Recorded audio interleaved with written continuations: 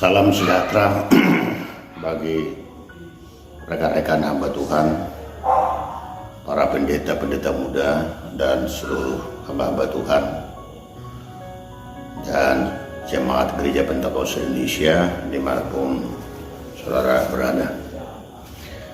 Kita bersyukur kepada Tuhan kalau sampai hari ini kita masih dalam keadaan sehat untuk menghadapi situasi sekarang ini, di mana virus corona masih ada, dan tentunya kita harus mengikuti protokol kesehatan yang dianjurkan oleh pemerintah agar kita dapat menekan ke tingkat yang terendah tentang penyebaran virus tersebut.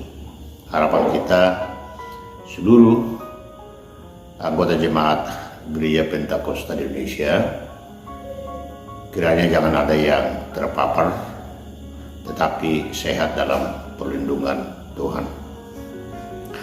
Bapak Ibu sekalian, dalam kesempatan ini saya ingin menceritakan sedikit tentang gereja kita awalnya dan sampai sekarang ini secara ringkas. Bapak Ibu sekalian, Gereja Pentakosta Indonesia itu dimulai tahun 1966, tepatnya pada tanggal 23 Juli tahun 1966, dan mengadakan mubes pertama di Kisaran. Nah, adapun para tokoh-tokoh pendiri daripada Gereja Pentakosta di Indonesia itu ada beberapa orang yang saya catat di sini. Pertama adalah Pendeta Evangelis Karl Centuri, dan ini menjadi ketua pertama di Gereja Pentakosta Indonesia. Kemudian nomor 2 ada Pendeta Piseniper dari Kisaran, dan ini merupakan ketua yang kedua di Gereja Pentakosta Indonesia. Yang ketiga ada Pendeta Kasinaga dari Samosir. Yang keempat ada Pendeta MN Tambunan dari Kota Cane. Yang kelima ada Pendeta SM Pengabian dari Siantar. Nah, inilah satu-satunya yang masih hidup pendiri Gereja Pentakosta Indonesia. Kita berdoa agar kiranya Bapak tersebut bisa panjang umur lagi dan sehat-sehat. Kemudian yang keenam ada Pendeta CHR Suburian. Ini dari Tebing Tinggi, Jalan Kartini. Nomor 7 ada Pendeta SK Daweban. Ini dari Kota Cane. Yang ke-8 ada Pendeta SB Sigalingging. Ini dari Dairi. Nomor 9 ada Pendeta K. Sitopul dari Tarutun. 11 ada Pendeta M. Santuri dan Pendeta Kasidaga dari Tuba. Nah, di samping ini masih banyak tokoh-tokoh bersama dengan mereka untuk mendeklarasikan atau menjadikan organisasi Gereja Pentakosta di Indonesia. Bapak Ibu, tidaklah perkara mudah untuk mendirikan sebuah organisasi, tentu dengan pengorbanan, dana, pemikiran, dan lain sebagainya. Tetapi kita bersyukur kalau mereka telah memperjuangkan itu demi generasi yang berikutnya, tentunya termasuk kita sendiri. Nah, perkembangan Gereja Pentakosta Indonesia sejak tahun 1966 sampai 1973 termasuk baik, karena memang dalam kurun waktu 7 tahun Gereja Pentakosta Indonesia sudah ada 630 jemaat. Jadi ini berkat penginjilan dan meresmikan gereja-gereja ini bukan saja hari Minggu, hari-hari biasa. Karena memang GPD pada saat itu ya sangat baiklah, bisa dipandang baik di Sumatera Utara. Karena memang setiap ada tamu-tamu dari luar negeri, apakah itu dari Amerika, dari Belanda, ya kita yang sering menjadi tuan rumah. Ya. Dan yang penterjemah kebaktian-kebaktian di lapangan, KKR-KKR besar, itu pendeta kita, pendeta SM Panggabean yang masih ada sekarang.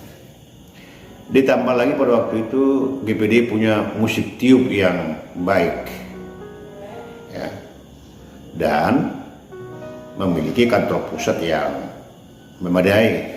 Saudara, saya kira nggak semua gereja-gereja punya kantor pusat yang memadai, tapi kita punya kantor pusat yang baik. Tapi itu harus kita sadari bahwa itu adalah yang diberikan oleh seorang pendiri sekolah kitab itu, yaitu pendeta Haim Giring dari Amerika Serikat. Dia berkata bahwa sekolah kitab ini saya bangun dan saya ingin yang meneruskan ini adalah orang Batak. Pernah satu kali ada dari Jakarta untuk berusaha supaya yang lain yang memimpin itu, tapi Haim Giring tidak mau. Dan itu sebabnya itu tetap menjadi orang-orang Batak. Kita lah yang dimaksud orang Batak itu di kalangan gereja Pentakosta Indonesia.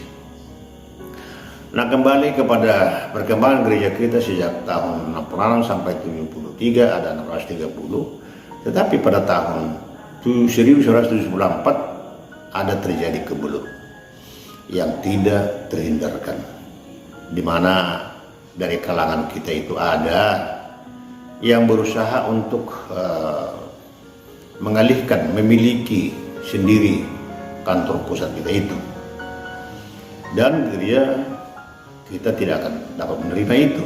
Akhirnya harus masuk ke ranah hukum, dari Pengadilan Negeri Siantar ke Pengadilan Tinggi Medan sampai ke Mahkamah Agung. 7 tahun itu waktu yang sangat melelahkan.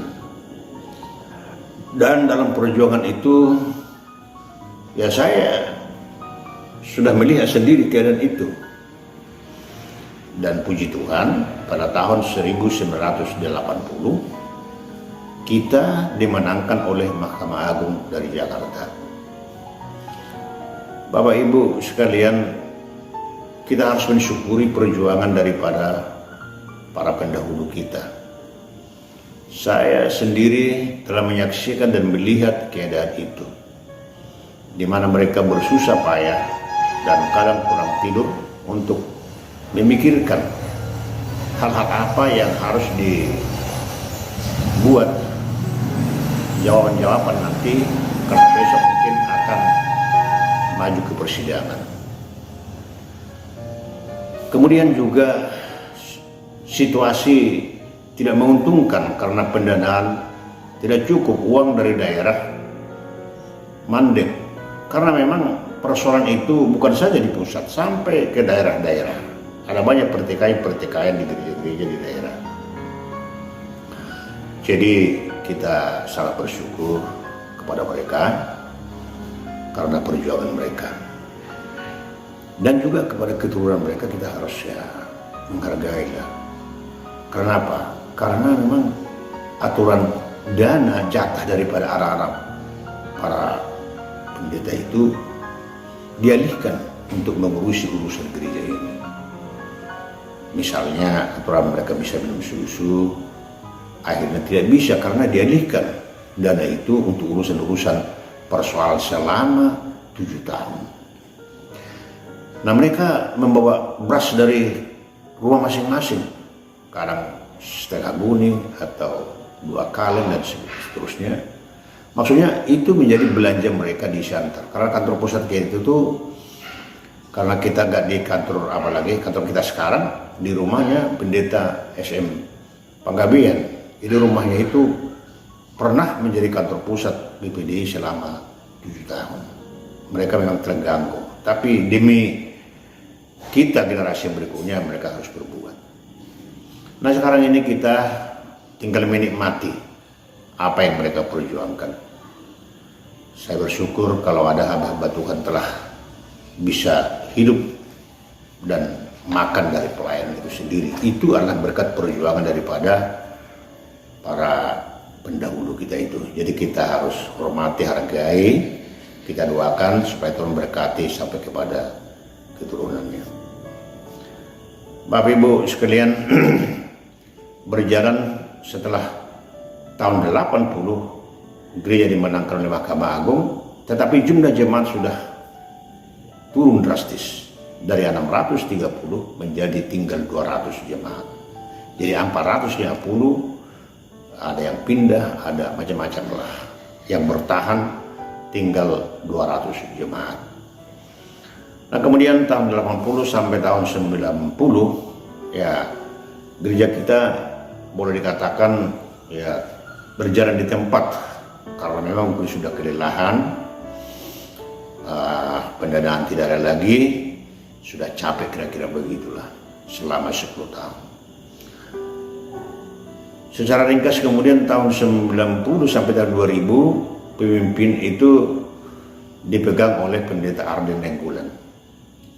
Dan pendeta Arden Nenggolan sangat terbeban dan dia berusaha keras untuk mendokrak ketertinggalan ini dan diadakan penginjilan, dan di situ mulailah bergeliat pertambahan daripada gereja kita bisa mencapai hampir sudah 10 tahun terakhir menjadi bisa 350 lebih kurang. Kemudian tahun 2000 sampai 2005 itu menjadi pimpinan kita adalah pendeta B.O. Sugian, dan waktu itu disebut bishop karena ada perubahan anggaran dasar rumah tangga.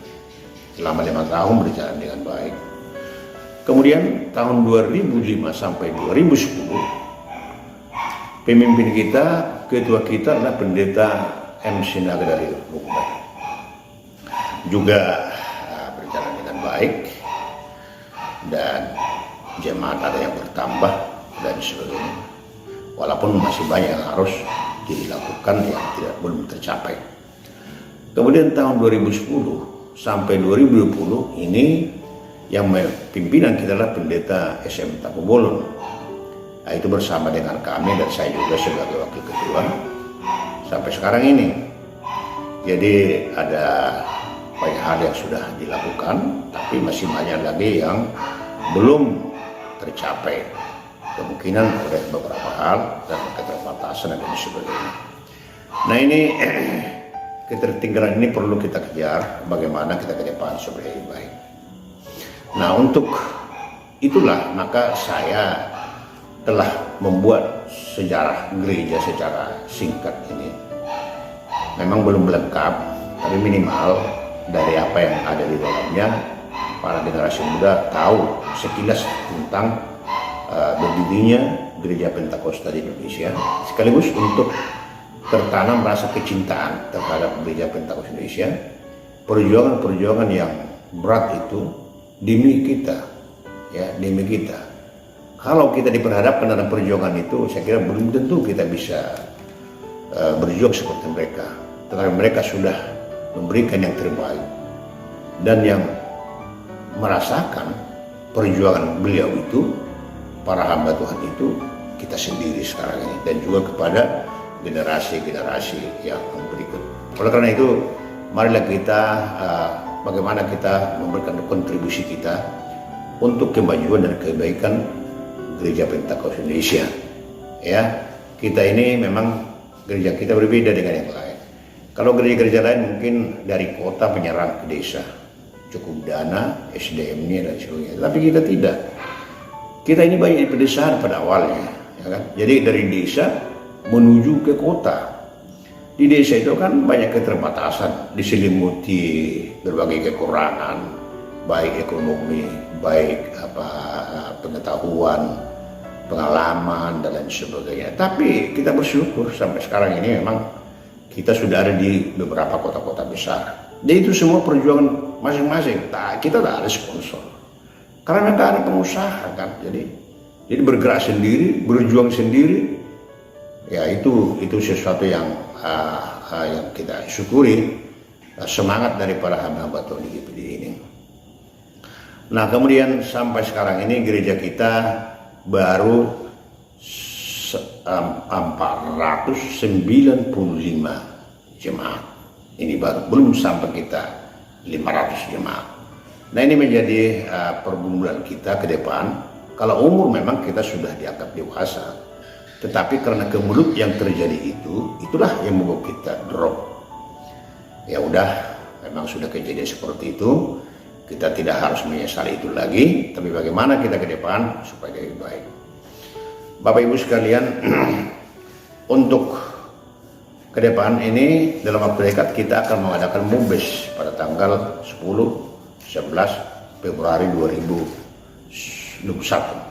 COG-nya memang bulan Juli yang tahun 2020, tapi situasi COVID-19 membuat ini menjadi terbengkalai atau terundur. Dalam hal ini saya perlu sampaikan kepada Bapak Ibu para gembala sidang, saya merasa terpanggil untuk ikut dalam pemilihan menjadi ketua BPU Gereja Pentakosta Indonesia. Ya barangkali memang banyak keterbatasan, kekurangan di sana sini. Tapi saya yakin kalau memang kerjasama itu ada, kekurangan dan keterbatasan itu boleh tertutupi. Nah, itu harapan saya agar kiranya Bapak Ibu sekalian dapat berkenan mendukung saya untuk memimpin GPD 5 tahun ke depan. Maka sudahlah memang seharusnya setiap para calon itu punya program. Memang ada 8 poin yang saya kemukakan, tapi tak bisa saya jelaskan satu persatu karena waktu, ya kan. Jadi hanya garis-garis besar saja. Nanti suatu saat akan saya jelaskan secara detail. Tetapi yang pertama adalah tentang visi. Visi saya itu adalah GPD berakar, bertumbuh dan berbuah. Itu diambil dari Kolose 2 ayat 7. Nah untuk mengisi visi ini ada misi. Yang pertama, GPD menjadi pelaku firman Tuhan, bukan hanya pendengar. Itu ada dalam Yakobus berkata, hendaklah kau menjadi pelaku firman, bukan hanya pendengar. Jadi artinya GPD itu harus hidup di dalam firman Tuhan. Karena tujuan kita mau ke surga, kita harus hidup di dalam firman Tuhan. Yang kedua, GPD harus tertib, taat kepada anggaran dasar, anggaran rumah tangga GPD ini. Kita harus berjalan melalui anggaran dasar, anggaran rumah tangga. Dan kita harus mempedomani ini di setiap langkah dan keputusan yang kita ambil haruslah berdasarkan anggaran dasar, anggaran rumah tangga. Ini harus komitmen, kita harus lakukan. Untuk apa ini kita buat kalau memang kita tidak lakukan, ya kan? Jadi harus berpedoman kepada anggaran dasar setiap keputusan. Ya, kalau ada hal-hal yang lain, yaitu di luar dugaan, itu nanti kita renungkan bersama. Tetapi seluruhnya harus berdasarkan anggaran dasar, anggaran rumah tangga. Kita tidak boleh lari dari sini. Saya sendiri sulit untuk bekerja tanpa berpedoman kepada anggaran dasar, anggaran rumah tangga. Karenanya kalau mau supaya jangan tergilas dari anggaran dasar, ya jangan melanggar, kan begitu. Mari kita taati. Jadi kalau kita taati, ini tentu perjalanan gereja kita kan baik, teratur. Ya, ini yang mengatur karena memang kita yang membuat ini. Jadi risih rasanya kalau memang kita pimpinan gereja mengambil satu keputusan tanpa menghiraukan anggaran dasar, anggaran rumah tangga. Jadi selalu permasalahan timbul di belakang daripada keputusan itu. Kita tidak mau seperti itu. Jadi saya sendiri harus berpedoman kepada sini. Kemudian dari itu saya katakan tadi 8 poin untuk kita kerjakan. Pertama, bagaimana BPU bekerja secara efektif. Secara ringkas saya katakan bagaimana efektifnya, antara lain ada pembagian tugas ya kan, kepada teman-teman, dan ada ruang kerja yang baik dan seterusnya.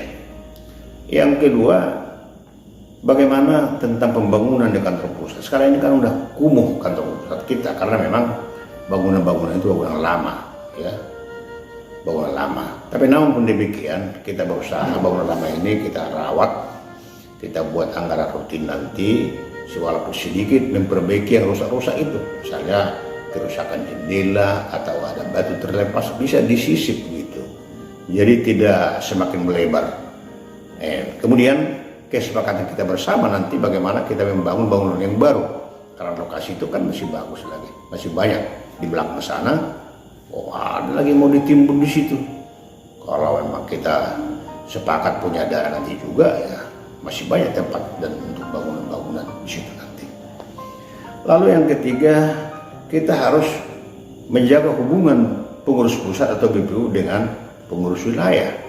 Ini harus ada koordinasinya, ada kolaborasi, ada komunikasi, ada keserasian, ya, keharmonisan. Karena memang pengurus wilayah itulah perpanjangan tangan daripada BPU.